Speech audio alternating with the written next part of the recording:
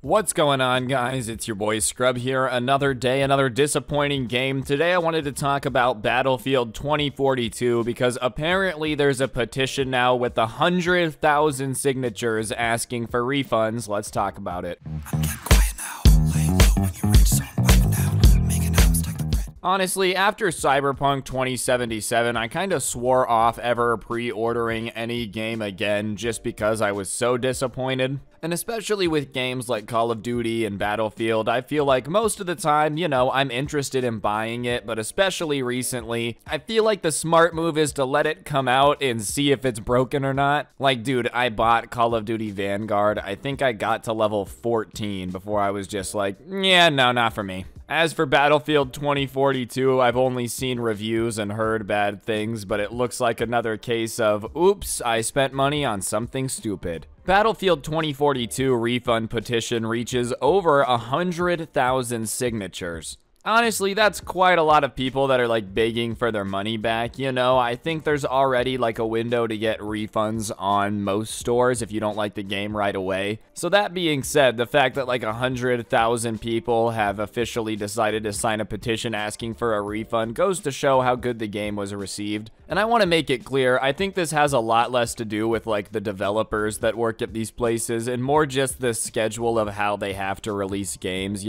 I'm sure if the Call of Duty developers had a couple years to work out all the kinks, they wouldn't release every year, or like I'm sure Battlefield 2042 developers knew it wasn't exactly ready to go out. It just seems to be like when you're a part of a massive company, it's more about releasing the game and getting the sales than it is making sure the game's really good to go. In short term, that might work. Like, sure, it looks like 100,000 people are signing a petition to get their money back for Battlefield 2042, but I can guarantee you that these 100,000 people are not gonna buy the next Battlefield. So sure, you got their money this time, but by just, taking your time a little bit and not rushing everything out the door before it's finished, you might actually end up getting more people to buy your game. I know it sounds nuts. Over 100,000 Battlefield 2042 players are demanding their money back from EA via petition. Earlier this week, a new petition went live on change.org relating to Battlefield 2042. The main aim of the petition is for publisher EA to allow refunds for the shooter on all platforms,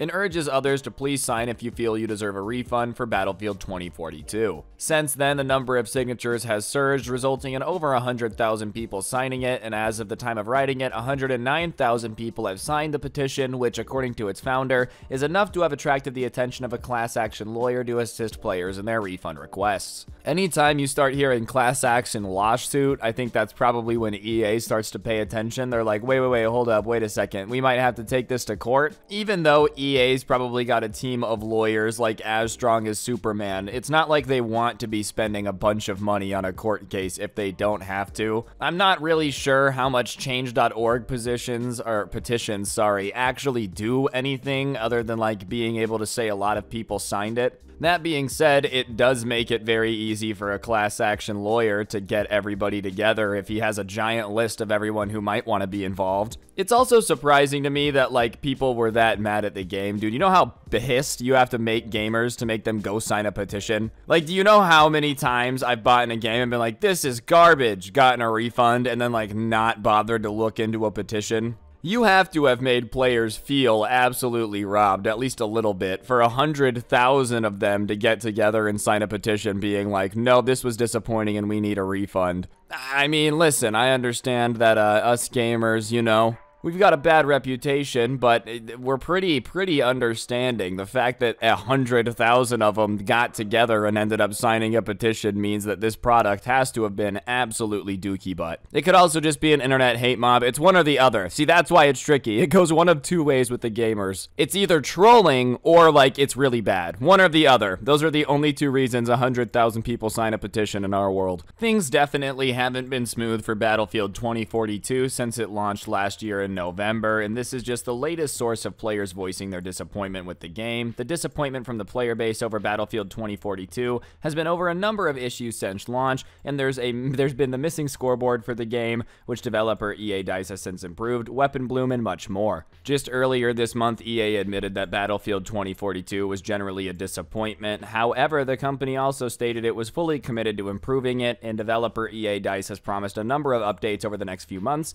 including improved gunplay and better player rewards, and it'll be interesting to see whether EA actually responds to this new petition from the players. I love how they're trying to be like, things haven't been smooth. Yeah, I mean, I think 100,000 people demanding money back for the product that you sold them is the definition of things not going smoothly. And see, this is what's frustrating. Like, sure, I guess technically EA got all these people to make the transaction, buy the game, now they don't like the game. But it's like insane to me that we've gotten to the point where game studios literally are like, well, if we trick people into buying it before it's finished, it doesn't really matter if they get pissed because we still made the money. You know, like, I guess maybe that's true from a purely numbers perspective, but in my mind, it's probably just easier to make the game, take an extra 6 months, and then, like, you know, release it and have no one be mad than, like, just know that half the people are going to be pissed. Sure, there are going to be some people on Battlefield 2042 that don't quit, keep playing through all of it, but why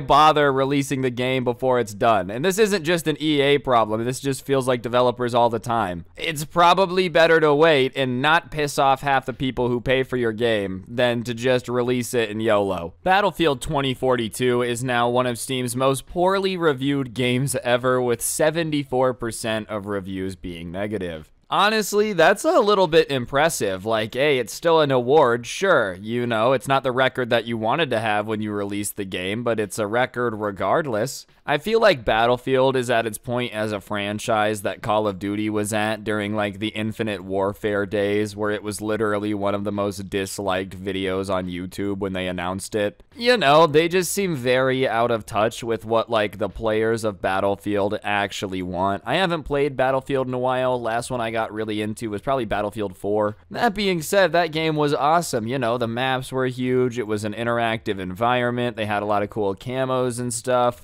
different types of weapons. And like, whenever I've tried a Battlefield now, you know, I mean, they still have a lot of that stuff, but it just doesn't feel the same. It feels like you were playing a game of telephone and trying to describe Battlefield 4 to somebody that had never played it, and like they had also never made a game before, so it's kind of close, but not at all got the good stuff that you miss. You know? Like, I don't know if that makes any sense, but I just feel like they're at that point as a franchise where they're just a little bit lost and don't really know what to do. Battlefield 2042's 30,000 mostly negative Steam reviews have seen the shooter pick up the dubious honor of becoming one of Steam's most poorly reviewed games of all time. Of the 33,000 reviews on Steam, 26% are positive, which means a whopping 74% are not. This means that from a pool of over 59,000 games, DICE's latest Battlefield installment, which was released only November 19th, has the 8th worst Steam score of all time, which is obviously not too good. Anytime you start getting mentioned as like one of the worst reviewed games of all time, I'm assuming it's a club that you don't want to be a part of, but you gotta look on the bright side. At least your game will be remembered, you know? Everybody over at CD Projekt Red is like, finally, another flop that's almost as embarrassing as 2077. Just kidding. Don't think we forgot about you, CD Projekt Red. You guys worked on your game for like 20 years.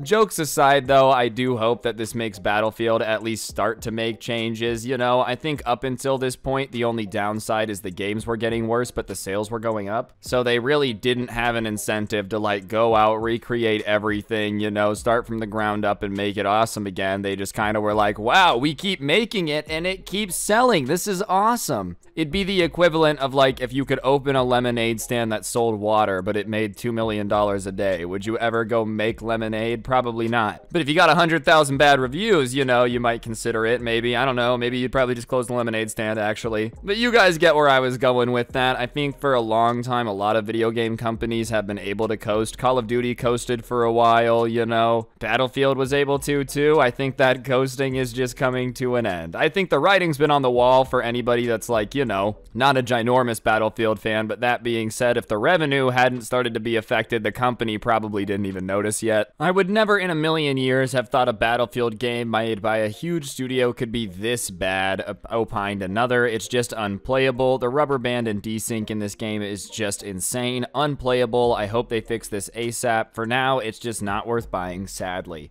I wanted to read that review just because, you know, I feel like sometimes these days games do get review bombed. Like, it does happen, so obviously I think that review's a good one because it's like, I didn't want this game to suck. I'm just kind of shocked that it can be this bad made by a company this large. I think that's the problem, you know? If it's some tiny indie studio, you expect there to be problems, you expect there to be delays. EA, y'all are literally a money machine. You don't really get the leeway that a small company does. It's like they want the benefits of, like, you know, the small company in terms of, like, we're gonna work on it, you know, we've never done this before, you gotta work with us a bit. But they also want all the benefits of being a massive company and just releasing crap every year, and it's like you don't get both. There is a very patient community for CD Projekt Red 2077 to get better, because a lot of people have been waiting for a long time. Battlefield games are like, you know, the equivalent of fast food. Not in a bad way, I enjoy a good first-person shooter, but let's be honest, it's not like it takes 20 years to make one. So you just are not gonna get a lot of that same, like, leeway, and obviously when you're a AAA studio printing money, people also expect a certain level of product. And it just is what it is, you know? And once again, I don't want anyone to think that I'm, like, crapping on any developers that work at EA. I don't think it was their plan to release a game that doesn't seem just finished. I'm sure it's just a matter of the people in charge on the corporate side being like, no, we need to release games. Sales have to go up. And they're like, well, it's not ready. I didn't ask if it was ready. I said sales had to go up. Regardless, though, that's kind of what's going on with Battlefield 2042. Hopefully you guys enjoyed. If you did, I would really appreciate you taking a second to press the like button. Let me know in the comments section down below what you thought. And, of course, subscribe if you're new and turn on notifications. If you want to be an absolute G, I'll put a link to the intro song down below, along with a link to my podcast, The Scuffed Cast, or, of course, you could use code SCRUBBY at the G Fuel checkout to get a discount on G Fuel. Help me out at the same time. A little more stuff you could do to help me out, I'll put a link to my Spotify show at the top of the description. If you want to listen to story times offline or anything like that, this is the best place to do it now. Give it a follow. I update it way more frequently than the other one that I had. And the last link in the description is a link to the merch store. As you can tell from the merch on your screen, it might actually be the coolest clothing to ever exist, so feel free to go check it out and get one yourself. I'd really appreciate it. And on that note, guys, that'll do it. Don't get anyone pregnant. If you do, make sure they're hot. Hopefully I'll see each and every single one of you guys next time with another video. I'm out. Peace.